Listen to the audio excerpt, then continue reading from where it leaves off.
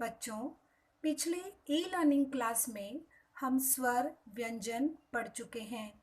आपको वर्ण ज्ञान भी प्राप्त हो चुका है। तो उन्हीं वर्णों से बिना मात्रा वाले नए शब्दों को पढ़ते हैं।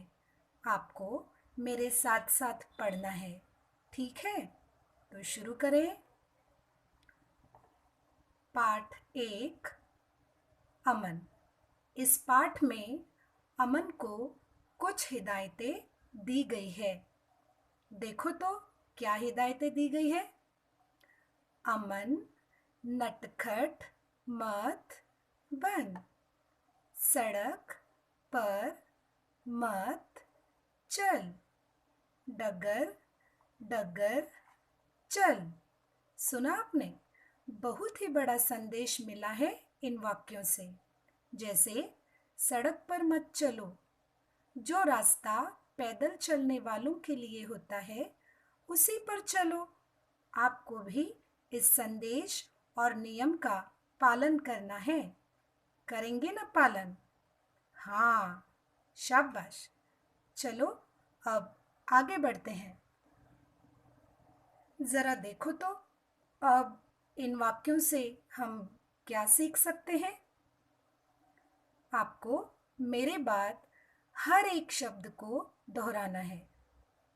अमन इधर ठहर, बरगद पर मत चढ़, दलदल पर मत चल, झटपट कमल पकड़। तो क्या सीखा आपने?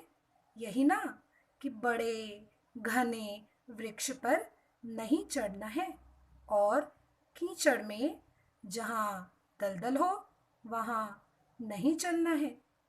आखिरकार हमारी सुरक्षा हमारे ही हाथ में है, ठीक है? तो बढ़े आगे। अरे वाह, इस चित्र में यह क्या है बच्चों? रथ। यह है रथ। आओ पढ़े क्या लिखा है। चल रथ पर चढ़, अब घर तक चल।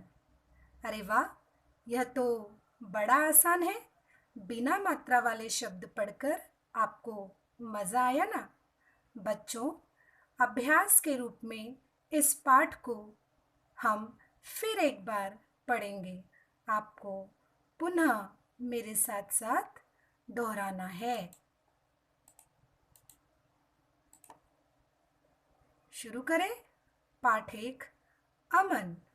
अमन नटखट मत बन, सड़क पर मत चल, डगर डगर चल। शाबाश। अमन इधर ठहर, बरगद पर मत चढ़, दलदल पर मत चल, झटपट कमल पकड़। चल रथ पर चढ़, अब घर तक चल। शाबाश। आपने तो बड़ी ही जल्दी इसे पढ़ लिया।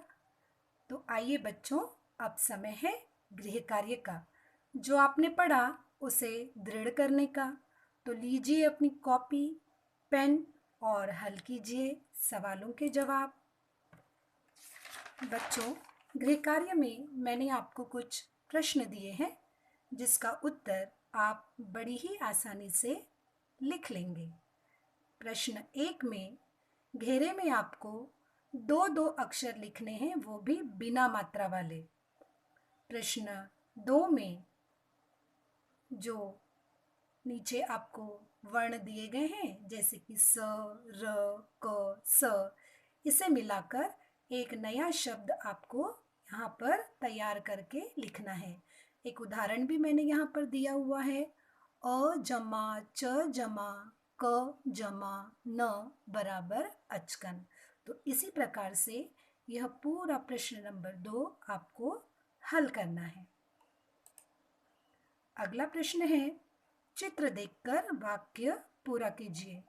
बच्चों, यहाँ पर आपकी बाईं ओर एक चित्र दिया गया है और ये चित्र किस चीज़ का है आप भली भांति जानते हैं। यह है कप का चित्र। आगे में उसके 3 रेखाएं दी गई है जिसमें आपको इस चित्र का नाम अर्थात कप लिखना है और उस वाक्य को पढ़ने का प्रयास करना है। यह वाक्य किस तरह से बन जाएगा? कप में चाय भर। इस तरह से आपको 1, 2, 3, 4, 5 कुल मिलाकर 5 उप प्रश्न दिए गए हैं। इसे आपको तुरंत पूरा कर लेना है। तो बच्चों, आज का पाठ यही समाप्त हुआ। मुझे विश्वास है कि दिया गया गृह कार्य आप आसानी से हल कर लेंगे। इसी आशा के साथ अगली ई क्लास में मिलेंगे। तब तक के लिए धन्यवाद।